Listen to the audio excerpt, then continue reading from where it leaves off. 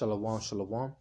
First and foremost, I like to give all praise, honor, and immense glory unto Yahweh Bahashem Yahushai, Bahashem Racha HaKodash. Double honors to my other apostles, a great millstone, and peace and salutation to the hopefully elect, the Bacharium and the house of David that's been preordained, predestined to get delivered in these last times and to be the ruling governing body of the nation of Yasha'Allah. I want to get into a lesson that's called Israelites are the chosen people. And who are the Israelites? The so-called Negroes, Latinos, and Native Americans, and speckled birds. And when I say speckled birds, I'm referring to Jeremiah, the 12th chapter, verse 9, because we have been scattered throughout the four corners of the earth. So our people are going to look like other nations, all right? Some of our people, all right, will look like other nations, okay? Because the Father, going back to Numbers, the first chapter, the pedigree is determined by the Father. All right? The Father determines your nationality. He carries you, all right? The sperm, the spermos. Okay? And that's facts. All right? If you don't believe it, you don't have to. You can get off my channel and go somewhere else. Go watch some Teletubbies. But that's the truth. All right? The Father carries the X and Y chromosome, the gender, the spirit. All right? So the Israelites are the chosen people. All right? And the Most High is only dealing with the Israelites. Actually, before I get this, start off with the lesson with that scripture, Genesis, the 25th chapter. Let me go to Psalms real quick, just to prove, all right? One hitter quitter, all right?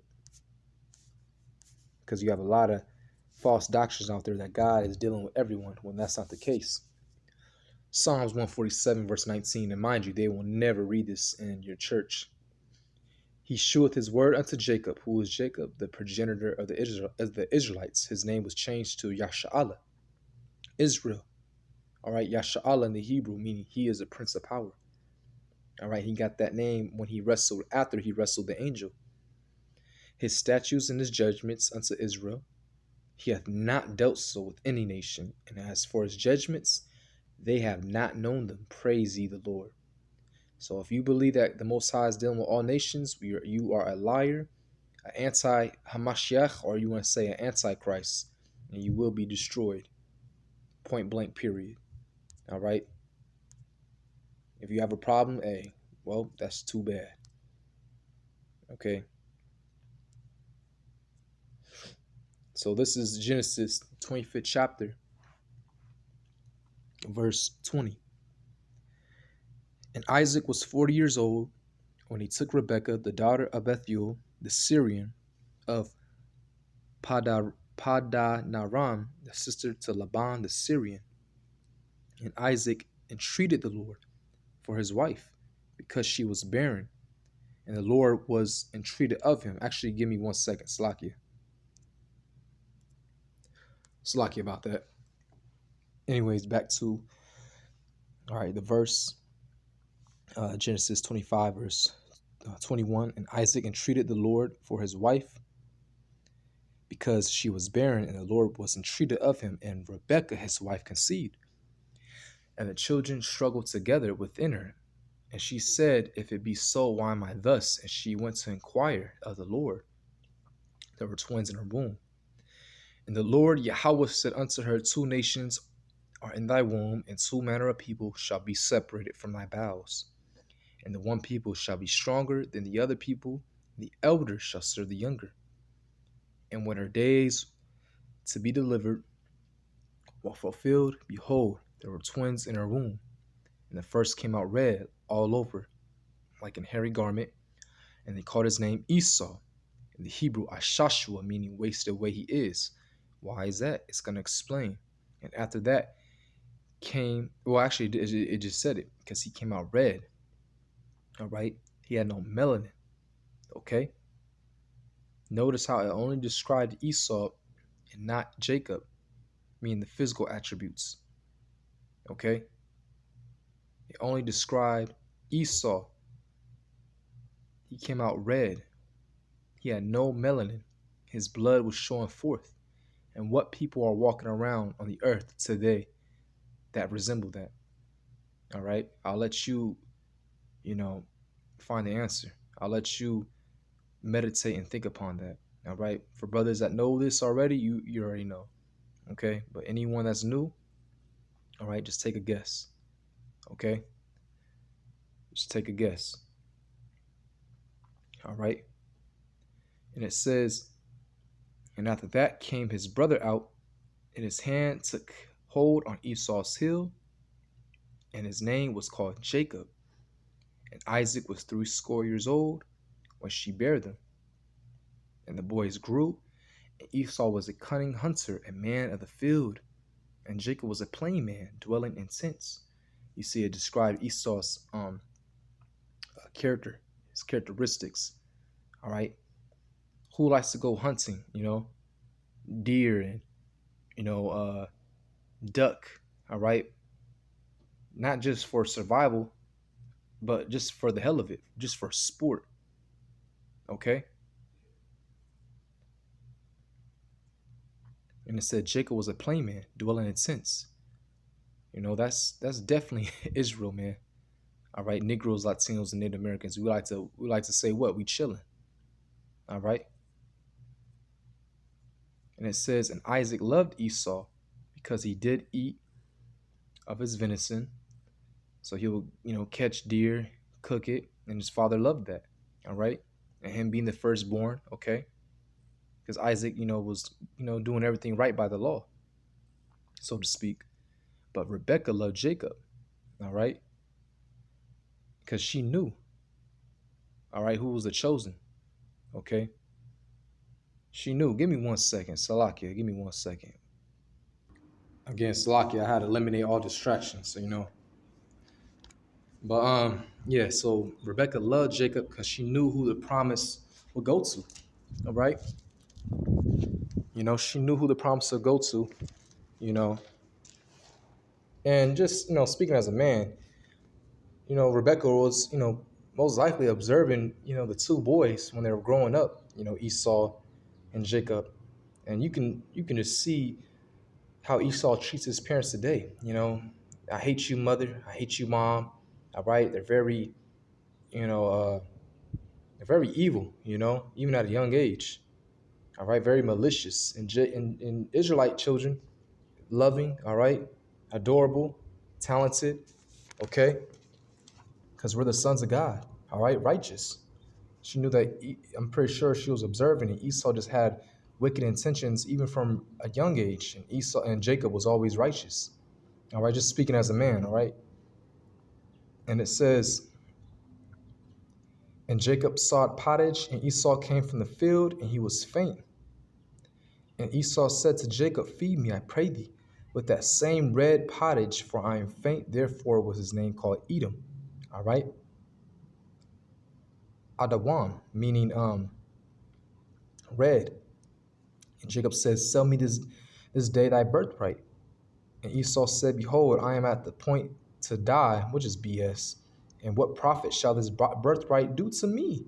And Jacob says, swear unto me this day. And he swore unto him, and he sold his birthright unto Jacob. Then Jacob gave Esau bread and pottage of lentils, and he did eat and drink, and rose up and went his way. Thus Esau despised his birthright. And if you read further, we also got the blessing. All right. So Jacob got the birthright. Esau just gave it away. All right. And again, speaking as a man, all right, speaking as a man, Jacob already knew his brother was wicked. Like, man, this guy, even though he's my brother, he was a firstborn, but he doesn't have he shouldn't inherit. He shouldn't have he doesn't deserve the birthright. Probably, watching him grow up, killing Bambi, as Elder Malcolm says, for no reason. All right, being cruel, probably, just having wicked intentions. He's like, man, this guy, he should not have the birthright. All right. And one day, hey, it came in his favor. And it was already preordained anyways, because we're the sons of God. We're the Israelites. All right. It just had to make, the Most High had to make the movie juicy, so to speak. Okay, you gotta be drama. But we have the birthright and the blessing, man. We are the sons of God, and we are God's chosen people. All right, the Israelites. Okay, so you have to know your history. You have to know where you come from Abraham, Isaac, and Jacob. Okay, and you also have to know your enemy as well, these heathens, starting with Esau, Edom. Okay, so let's go to Deuteronomy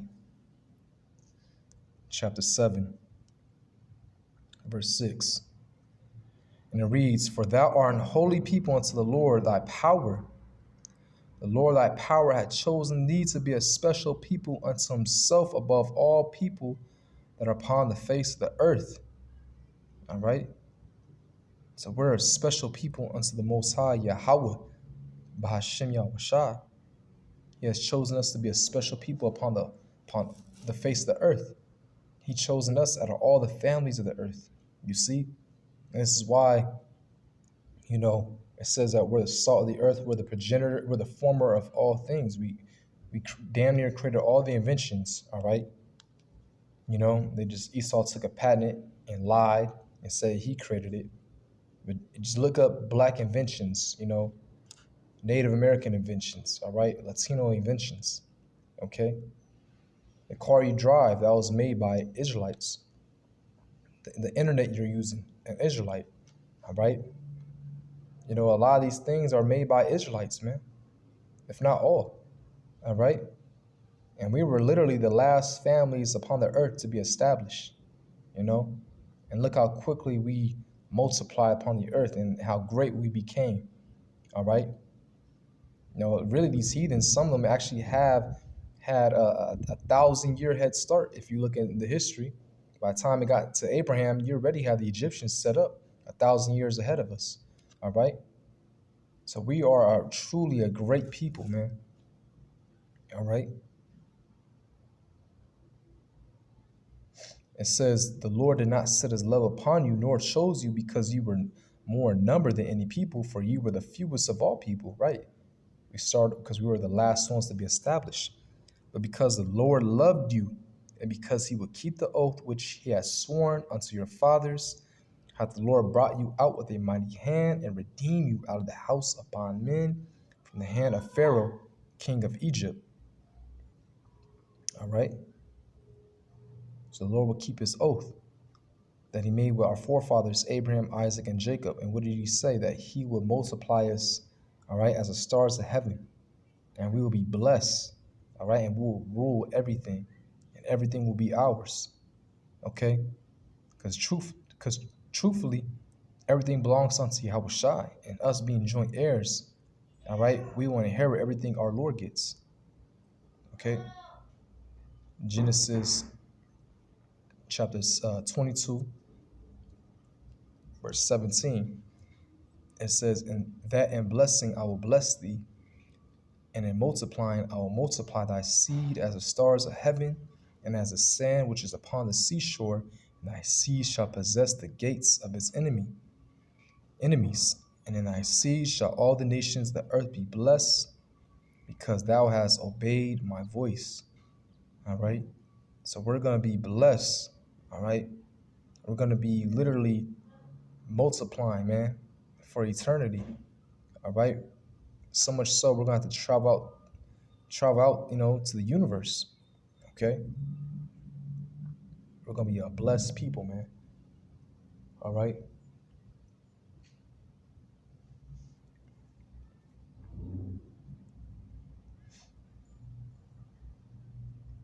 So, like, yeah. Let's go to Psalms. And we're going to be a blessed people. And I remember Apostle Gabar went into that word blessed, meaning to bow. And these nations will bow unto us, man. And they will be chains and shackled up, all right? This is Psalms 149, verse 7 to 6, actually. "Let the high praises of the Most High be in their mouth, and a two-edged sword in their hand, to execute vengeance upon the heathen." So vengeance, all right? Vengeance. So they're going to get payback. When you get revenge on somebody, You do something unto them because they did something unto you. All right. And what do? They put us in hardcore bondage, slavery. They try to destroy our people. Even on today, they have these summit meetings to try to destroy us. Hey, Margaret Sanger, just look it up. The Planned Parenthood is said to exterminate the Negro population, that demon. And she's gonna come back again in the kingdom. And man, oh man, that's gonna be, man, she's gonna be passed around, all right, and she's gonna be tortured. All right, all you Edomites, man, you're gonna get a you're gonna get, not wicked, it's like you're gonna get a righteous, actually, punishment. All right, death by pain, man.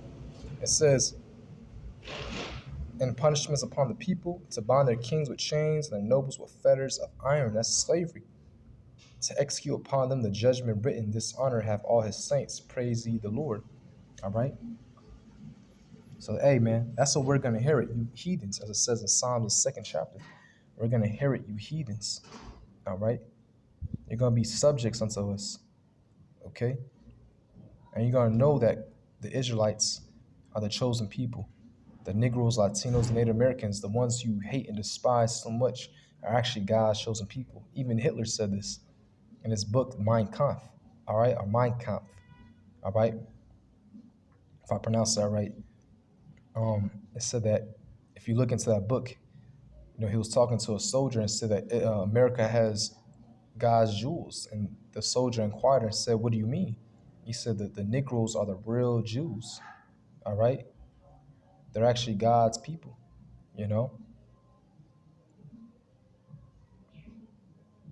Okay. And again, okay, I just want to make sure. Oh man, I got this. Slocky. All right, Slocky about that. I had to clean up some space, but let's get second Esdras. All right, the sixth chapter. You know, another one hitter quitter. All right, just to prove to you that the Most High is only dealing with Israel. All right, they're God's chosen people, no other nation. All right, this is, and you can see why they took the Apocrypha out. Second Ezra chapter 6, verse 54. And after these, Adam also, whom thou madest Lord of all thy creatures, of him come we all. And the people also whom thou hast chosen. All this have I spoken before thee, O Lord, because thou madest the world for our sakes. All right? That's a possession, our. As for the other people which also come of Adam, thou hast said that they are nothing, but be like unto spittle, and hast likened the abundance of them unto a drop that falleth from a vessel. And now, O Lord, behold, these heathen which have ever been reputed as nothing have begun to be Lord over us and to devour us. But we, thy people, whom thou hast called thy firstborn, thy only begotten, thy fervent lover, are given into their hands. If the world now be made for our sakes, why do we not possess an inheritance with the world? How long shall this endure? Right. And the reason why that happened, because we went off, we sinned, and we're living in the curses, the punishment in Deuteronomy, the 20th chapter. All right. It was Deuteronomy, the 20th chapter goes into the blessings and the curses. So we're fulfilling the curses, the punishment, but that's almost up. And now we're about to inherit the blessings forever. All right. And that's only given to the Israelites. Okay. But by default, you heathens, you'll be blessed because we'll be blessed. All right. It will be a righteous vibration on the earth, and everyone's going to be, blessed. But the Israelites, first and foremost. All right. But you'll be blessed, drinking clean water, breathing good air, after 1,000 years when your punishment is up too, because we're going to be righteous gods, we'll do you fair. All right. And then once you just, all you got to do is obey, listen, follow our laws, statute, commandments. All right. And you'll be blessed, you know, you'll be blessed. All right. But the Israelites are God's chosen people, man. Nonetheless. All right. That's just what it is. Okay. The Most High has chosen us to be his people, man. Okay.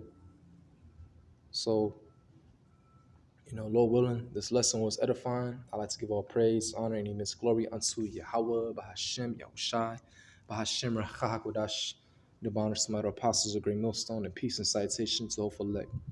Shalom.